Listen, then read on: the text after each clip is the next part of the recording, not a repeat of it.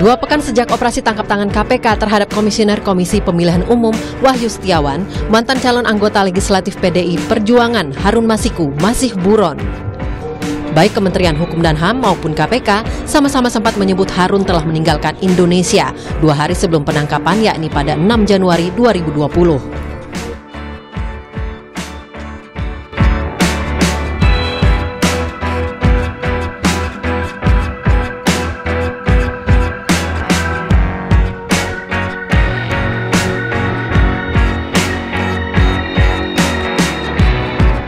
Mahasiswa Unismuh Makassar, Sulawesi Selatan menggelar aksi solidaritas untuk 2 orang mahasiswa Halu Oleo, Randi dan Yusuf yang tewas saat demonstrasi menolak RKUHP di Kendari, Sulawesi Tenggara. Lembaga Survei Indonesia menyebut tren kebebasan sipil di era pemerintahan Presiden Jokowi cenderung menurun, bahkan memburuk. Dikutip dari laman cnnindonesia.com, Direktur Eksekutif Lembaga Survei Indonesia, Dr. Jayadi Hanan, mengatakan memburuknya kebebasan sipil seiring dengan penurunan sejumlah indikator demokrasi seperti indikator kebebasan beragama dan kebebasan pers. Selain indikator-indikator tersebut, hasil survei juga mendapati para responden yang merasa takut berorganisasi dan takut dengan sejumlah kasus penangkapan yang semena-mena oleh aparat.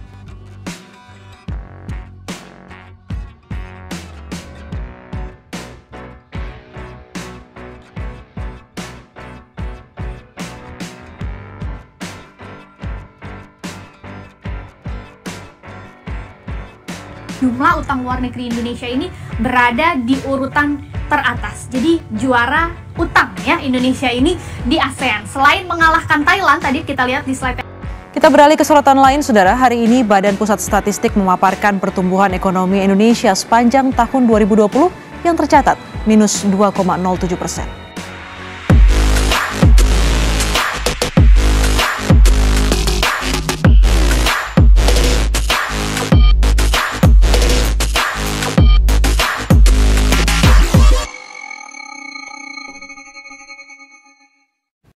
Assalamualaikum warahmatullahi wabarakatuh. Salam sejahtera untuk semuanya.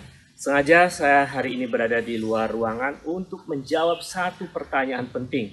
Mengapa pemerintahan saat ini sudah tidak layak mengelola negara? Ada 4 argumen. Pertama, karena pemerintahan ini adalah pemerintahan koruptif. Kedua, karena pemerintahan ini pemerintahan yang melanggar hak asasi manusia. Ketiga, karena pemerintahan ini adalah pemerintahan anti demokrasi. Yang keempat, karena pemerintahan inilah pemerintahan oligarki dan gagal mengelola ekonomi. Saya akan ungkap datanya satu-satu. Pertama adalah data tentang korupsi. Dari pelantikan menjadi presiden Oktober 2019 sampai hari ini baru 1 tahun lebih sedikit, ternyata korupsinya sudah luar biasa. Januari 2020 ada operasi tangkap tangan yang dilakukan oleh Komisi Pemberantasan Korupsi (KPK) terhadap politisi partai berkuasa yang menyuap anggota KPU. Anggota KPU-nya sudah ditangkap, tapi politisinya sampai sekarang masih buronan berinisial HM. Mengapa politisi ini tidak ditangkap padahal sudah 1 tahun lebih? Jawabannya, mungkin ada rahasia besar di balik sang politisi ini. Korupsi. Yang kedua adalah peristiwa operasi tangkap tangan KPK terhadap Menteri Kelautan dan Perikanan. Pada saat itu ditemukan uang 3,5 miliar rupiah dan pekan ini diungkap dan disita ternyata ada uang 52 miliar lebih. Korupsi di tengah rakyat sedang menderita. Rezim ini dan menjadi bagian dari partai berkuasa. Yang ketiga, korupsi di banyak kepala daerah. Dan mereka yang korupsi kepala daerah ini adalah bagian dari partai berkuasa. Angkanya juga ratusan miliar. Korupsi. Kemudian korupsi bantuan sosial. Kementerian Sosial dan menteri ini juga menjadi bagian penting dari partai berkuasa. Korupsinya dahsyat. Pada saat OTT ditemukan 14 miliar lebih dan diduga negara dirugikan 17 miliar lebih. Bahkan bisa berpotensi ratusan miliar, bahkan triliunan rupiah. Saudara, korupsi bansos adalah korupsi terjahat sepanjang sejarah Republik ini. Karena yang dikorupsi adalah uang rakyat miskin dan korupsi di tengah bencana pandemi COVID-19. Dan korupsi di tengah rakyat yang terus mengalami kemiskinan. Itulah sebabnya mengapa indeks persepsi korupsi Indonesia itu rendah, angkanya merah. Skornya 37 dari rentang skor 0 sampai 100. Itu skor yang dikeluarkan oleh Transparansi Internasional, lembaga independen yang terpercaya yang mengungkap korupsi di dunia. Saudara, argumen kedua mengapa pemerintahan ini tidak layak mengelola negara, karena pemerintahan ini melanggar hak asasi manusia. Komnas HAM bersama Yayasan Lembaga Bantuan Hukum Indonesia mendata tahun 2019, beberapa bulan terjadi peristiwa yang luar biasa.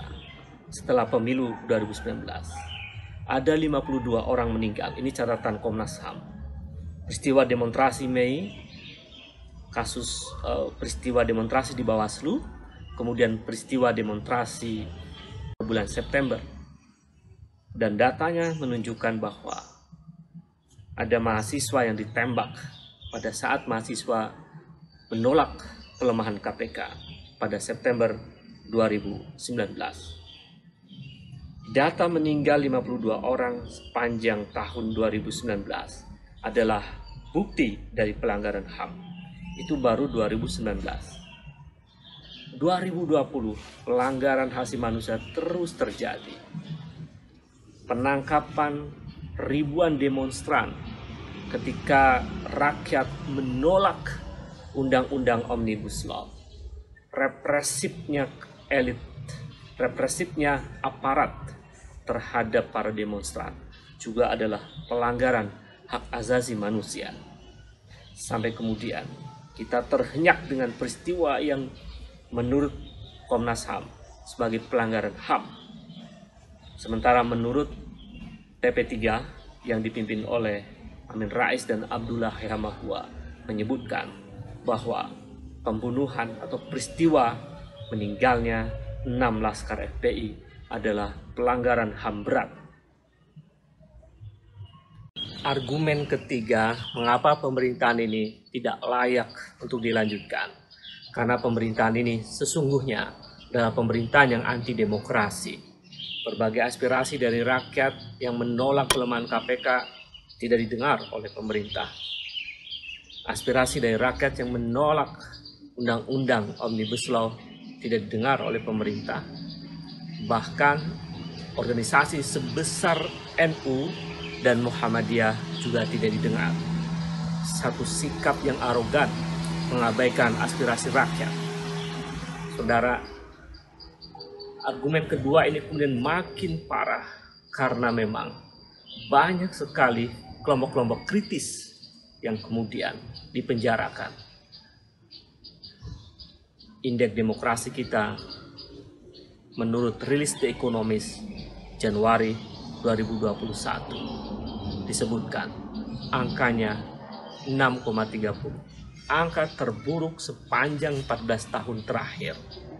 Dan kalau dibedah di dalamnya indeks demokrasi kita, angka kebebasan sipil kita hanya 5,59 dan budaya politik kita hanya 4,38. Demokrasi kita makin memburuk di tengah situasi kemiskinan yang terus bertambah. Negara ini memang anti demokrasi. Argumen keempat, mengapa pemerintahan ini tidak layak untuk dilanjutkan? Karena pemerintahan ini gagal mengelola ekonomi, tapi menumbuh suburkan oligarki. Bahkan oligarki sudah mulai terkoneksi dengan anak-anak presiden. Oligarki ekonomi. Saudara, ekonomi kita memburuk karena angka pertumbuhan ekonomi kita juga faktanya minus 2,07. Investasi kita juga minus 6. rakyat terus mengalami penderitaan akibat tata kelola ekonomi yang buruk. Hutang kita bertambah. Utang Indonesia untuk tahun 2021 ini bisa mencapai 7.000 triliun. Utang terus membengkak. Dan tentu saja utang ini berbunga dan cicilan bunganya termasuk juga cicilan utangnya bisa mencapai 25% dari seluruh APBN. Jadi jika APBN kita sekitar 2.500 triliun, cicilan bunga utang kita bisa mencapai 400 triliun rupiah per tahun. Itu bersama dengan cicilan utangnya. Artinya bahwa negara dalam menjalankan roda pemerintahan itu dibangun dengan biaya utang. Tapi di saat negara menjalankan negara dengan utang, justru performa birokrasi pemerintahan ini buruk karena korupsi terjadi di mana-mana. Bagaimana rakyat bisa percaya? Termasuk bagaimana investor bisa percaya pada negara yang korupsinya luar biasa. Apakah itu layak sebagai pemerintah yang mampu mengelola negaranya dengan baik? Ada 4 argumen yang sudah dijelaskan tadi.